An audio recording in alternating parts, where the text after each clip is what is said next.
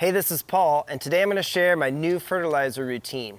So hopefully you've seen our plants are so much healthier this season, and I think it's mainly because of this product right here. This is GRO-POWER Plus, and Scott's stepdad, who is Dan, we're going to interview him about why these are such good products. He recommended this last year, and I jumped on these in a second because his plants were so healthy last winter compared to mine, and they were actually cuttings from our plants. Yeah, he's a new grower. Yeah, and so I said, whoa, what? That was the first question I asked Scott. I said, what is his fertilizer? He found out it's this, and so I started using it.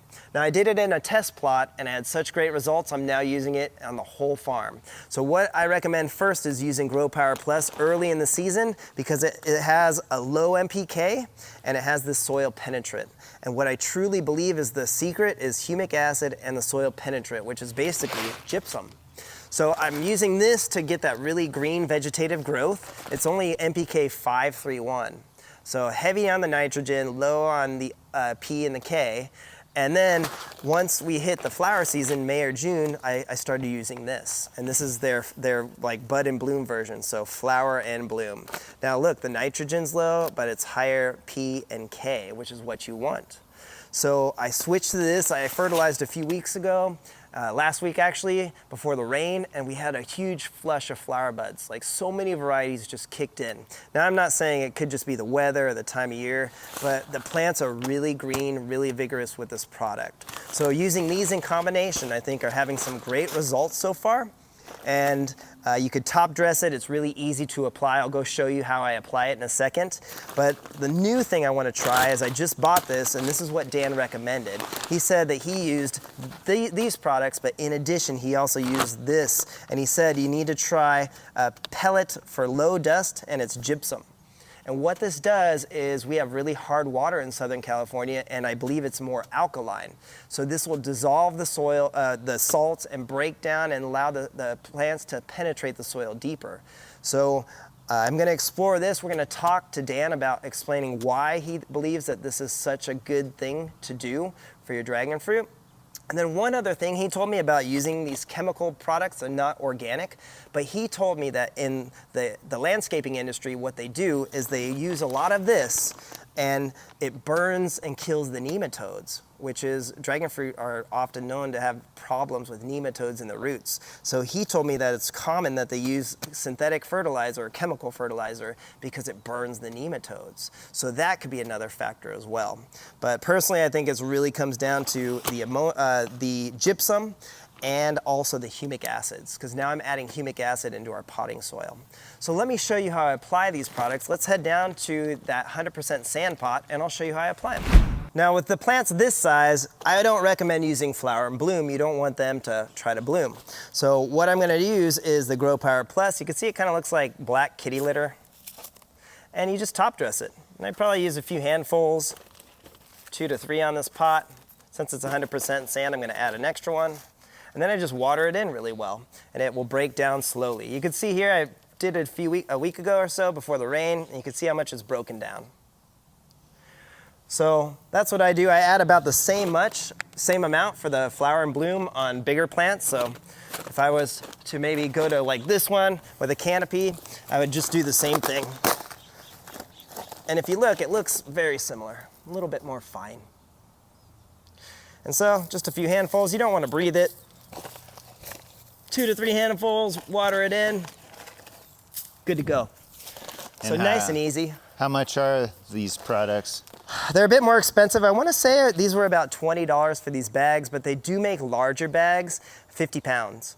So when I buy it, I buy 50-pound bags, and it will treat just about all the plants. How much is the 50-pound bag? I want to say it's about 50 bucks if I remember right. So it's like $1 a pound? About $1 a pound. Okay. You might be able to find them cheaper. I go to most of the farm supply store, and that's where I find it at Grangetto's locally, or any of the big nurseries sell it as well. It's a really popular brand from what I've heard. I've seen it over at Briggs in Vista. Yeah, they sell it at Briggs Tree Farm as well. So there you go. I recommend giving them a shot.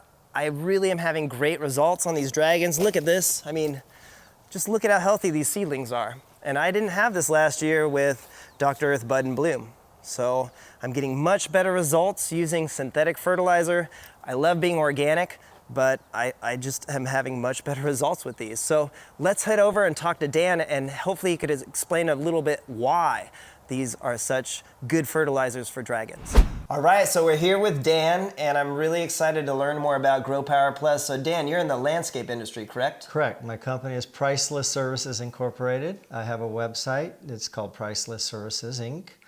And we do all types of landscaping, outdoor living spaces, and so forth. All right, well, we'll put that in the description, so check it out if you want. So Dan, tell me, why does GRO-POWER and GRO-POWER Plus help? Why do I see such a change in my dragon fruit this year?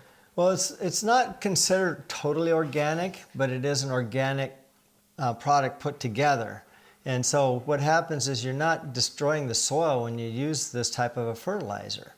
It'll help add, what am I trying to think of, nematodes and all these plant elements that are in the soil, bacteria. It won't kill those. It'll help add to it, if anything, and keep the soil from compacting and drying out. And it has humic acid as well. How does that help dragon fruit? Well, when you have your roots going down, there's little pockets that will trap and hold that humic acid, the bacteria. It'll help hold that. This will enhance that. So it has a place for the roots to go. So the roots have more access to nutrients, I guess. Correct. In a sense. Okay. Yes. And then I was told by Vermistera using worm castings will help in addition, because the worm castings will feed the microbes as well as the humic acid. Yeah, the worm castings are probably your most natural fertilizer and healthiest fertilizer. Okay, so that's a good thing to add with GRO-POWER Plus? Sure. But GRO-POWER suggests you don't use other fertilizers with it, though. Okay, so you're better off just using it plain, but worm castings probably shouldn't hurt it too much. You could probably alternate them. Okay, alternate them would be a good idea. Okay. Yeah. And then I saw that it has soil penetrant, that's about 1% gypsum. And then last time I talked to you, you said add gypsum, so I went and bought the encapsulated gypsum like you said. Right. What's that going to do when I add it to my dragon fruit today? Well, gypsum is a miracle type product. I mean, it's what they make drywall out of. But what it does is it'll, in clay soils, debunk the clay. It'll help the water penetrate through clay better. Okay. But on the other hand, if it's a sandy soil, it'll help hold the moisture in at the same time. So depending on the soil, you'll still have an improved outcome with gypsum. Right. Yeah. How much do I add? They recommend, if you're doing square footage wise, like 1,000 square feet, you want to do 30 to 40 pounds of gypsum per 1,000 square feet. So maybe for a 20-gallon pot, a handful? Is that too much? Yes, that's what I would do. So just a nice handful. Half a cup. Okay, half a cup. How many times a year? 3 to 4 times a year. Not much. You can over gypsum, because then what will happen, it'll start collecting too much of the different chemicals in the soil, and you don't want that. Okay. So I'll probably try it maybe twice this season and just see and go from there, and maybe 3 times. Right. That's a good plan. And then I was looking at your plants, and they look really healthy. I think the thing I found most intriguing is when I saw your plants the first time, I discovered that in the wintertime, your plants were much healthier than mine. And they came from my plants, the cuttings. So what do you think? Why do these fertilizers help with the cold tolerance? I think it stimulates the roots more. Okay, so they just have more extravagant root systems or wide systems, and they're able to maybe just be more hardy, I guess. Right, and as you know, the plants take nutrition from the sun, absorb it down to the roots, and then the roots go back up to the top. And if you have good roots, aeration and food, it's going to feed the top of the plant and keep it green. All right, and your plants look great. So I was out there just now. So yeah, we're here in Escondido, and it does get cold, and they still hold up in the cold. Yeah, you're a little bit colder and more inland than I am. Correct. So you get a little hotter, a little colder, but your plants look healthy. Yes. Well, is there anything else you think that we should share about GRO-POWER Plus?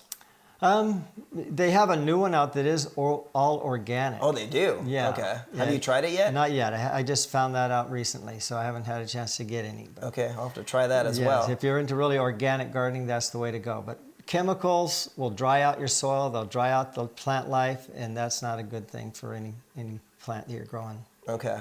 All right, well, thanks so much for your expertise, Dan, and your time. You're welcome.